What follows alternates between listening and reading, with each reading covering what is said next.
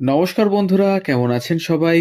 গল্প যেখানে সত্যি চ্যানেলের আরো একটি নতুন গল্পে আবারও আপনাদের সকলকে স্বাগত জানাই। আজকে বলবো সর্বজয়ার গল্প। হ্যাঁ, পথের পাঁচালী সর্বজয়া। কে ছিলেন তিনি, আরো কোন কোন সিনেমায় অভিনয় করেছেন এবং কি কি বিশেষত্ব ছিল তার, সব বলবো আজকের এই গল্পে। তাহলে শুনতে থাকুন গল্প যেখানে সত্যি। যদি আমাদের চ্যানেলে নতুন হন তাহলে অবশ্যই আমাদের চ্যানেলটিকে সাবস্ক্রাইব করে একটু পাশে থাকার অনুরোধ রাখলাম, আর বেল আইকনটিকে প্রেস করে নেবেন যাতে পরবর্তী গল্প খুব তাড়াতাড়ি আপনাদের কাছে পৌঁছে যায় তার জন্য। আর আমাদের গল্প যদি ভালো লাগে এতটুকু তাহলে একটা লাইক, একটা কমেন্ট আর একটু শেয়ার করবেন আমাদের গল্পগুলো কাছের মানুষদের সাথে। তাহলে শুনতে থাকুন গল্প যেখানে সত্যি। 50-এর দশকের ভারতীয় চলচ্চিত্রে নব্য ধারা নিয়ে আসা পথের পাঁচালী, যা পরিবেশিত হয়েছিল 1955 সালে, এবং অপরাজিত 1956 সালে, এদের নিয়ে আমরা প্রায়শই কথা বলি, অথচ বেশিরভাগ সময়ই এড়িয়ে যাই তাদের অভিনেতা অভিনেত্রীদের প্রসঙ্গ। আমরা বলি বটে সর্বজয়া চরিত্রের সঙ্গে করুণা বন্দ্যোপাধ্যায়ের একাত্ম হয়ে যাওয়ার কথা, কিন্তু যে অভিনেতা অভিনেত্রীদের উপস্থিতি ও অভিনয় গড়ে তুলেছে শুধু চরিত্র নয়, ছবির একটি বিশেষ ভাষা, তাদের নিয়ে আলোচনা খুবই কম। আজ এই কথা যাকে স্মরণ করতে গিয়ে বলা, তিনি আর কেউ নন, করুণা বন্দ্যোপাধ্যায়। ভারতীয় বা বলা ভালো বিশ্ব চলচ্চিত্রের ইতিহাসে বিরলের মধ্যে বিরলতম এক অভিনেত্রী। তার অভিনয়ে শুধু সর্বজয়াই অমর হয়ে যাননি দর্শক মানুষে, কিছু মুহূর্তের জন্ম দেখেছে চলচ্চিত্র মাধ্যম, যা হাতে গোনা কিছু অভিনেতা অভিনেত্রী উপহার দিতে পেরেছেন শতাব্দী প্রাচীন এই দৃশ্য শ্রাব্য মাধ্যমকে।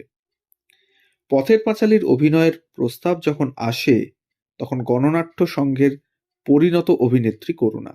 তা সত্ত্বেও চলচ্চিত্রে অভিনয়ে দ্বিধা ও সংকোচ ছিল অনেকখানি। বিভূতিভূষণের কল্পনায় সৃষ্ট এই গ্রাম্য গৃহবধূর চরিত্র সেভাবে পছন্দ হয়নি তার। স্বামী ও শ্বশুর শাশুড়ির অনুরোধে নিমরাজি হয়েই কাজ শুরু করেন। বাকিটা ইতিহাস। এর পরের ছবি অপরাজিততে কি আশ্চর্য দক্ষতায় উনি রূপ দেন সর্বজয়ার পরিণত হয়ে ওঠার যাত্রাপথ।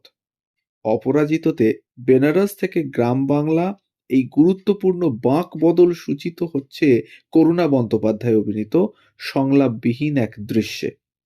লং শট থেকে মিড ক্লোজ আপ ও ক্লোজ আপে শুধু কিছু মুখভঙ্গিমার সূক্ষ্ম পরিবর্তন, আর দর্শক বুঝে যাচ্ছেন ছোট্ট অপুকে তামাক সাজতে দেখে ওর মা চকিতে নিয়ে ফেলেছেন গ্রামে ফিরে আসার সিদ্ধান্ত। দৃশ্যটির নাটকীয় অভিঘাত প্রবল, অথচ কোনো ব্যাকগ্রাউন্ড আওয়াজের ত্রাহি ত্রাহি রব নেই, এমনকি হাত পায়ের অবস্থানও প্রায় স্থির।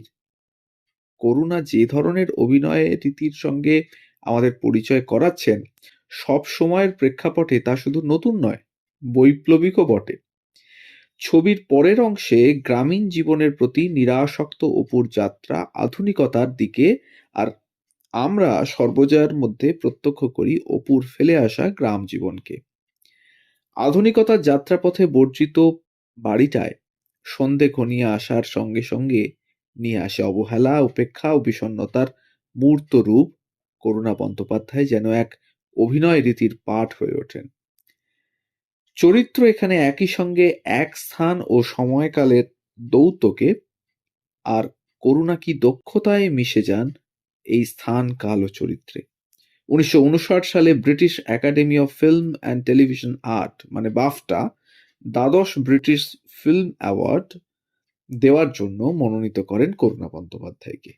তার সঙ্গে আর যে 5 জন অভিনেত্রী নির্বাচিত হন তারা ছিলেন ইনগ্রিড বার্গম্যান, তাতিয়ানা সামচলোভা, জোয়ানে উডওয়ার্ড, গুইলেত্তা মাসিনা ও আনা ম্যাকনানি।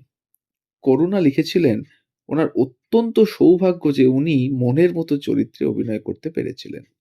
আমার মনে হয় রায়ের চলচ্চিত্র ভাবনা ও আমরা ওর দর্শকেরা অত্যন্ত সৌভাগ্যবান যে আমরা করুণা বন্দ্যোপাধ্যায়ের মধ্যে পেয়েছি দেবীর, মানে 1960 সালে হরিসুন্দরী বা কাঞ্চনজঙ্ঘার 1962 সালের লাবণ্যকে।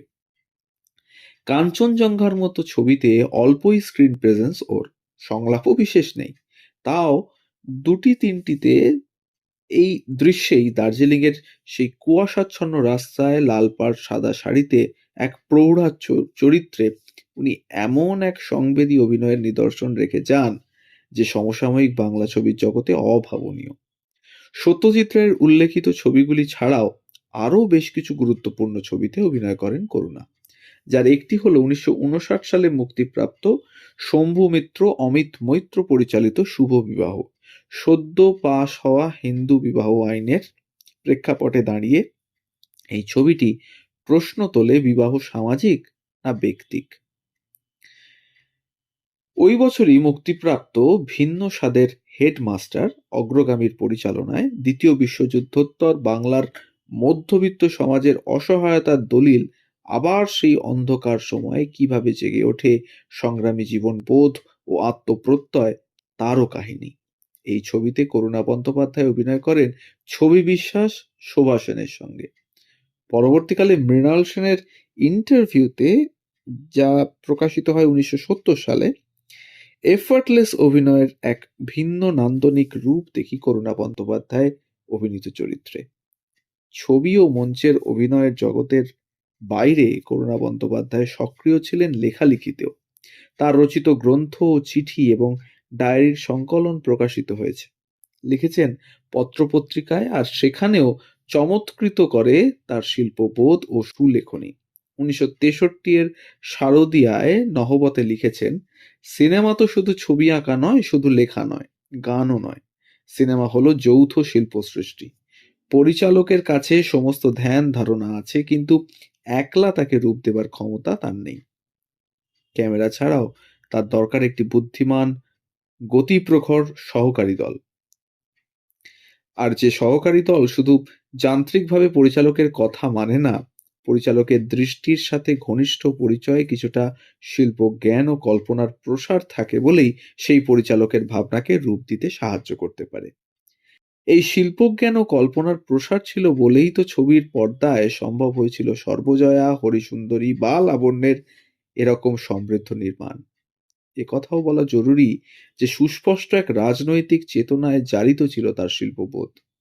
দিন বদলের স্বপ্ন চোখে নিয়ে অভিনয় করছেন নাটকে, চলচ্চিত্রে, আর কাজ সারা হলে প্রগতি আন্দোলনের পোস্টারে মারছেন রাস্তায় রাস্তায়।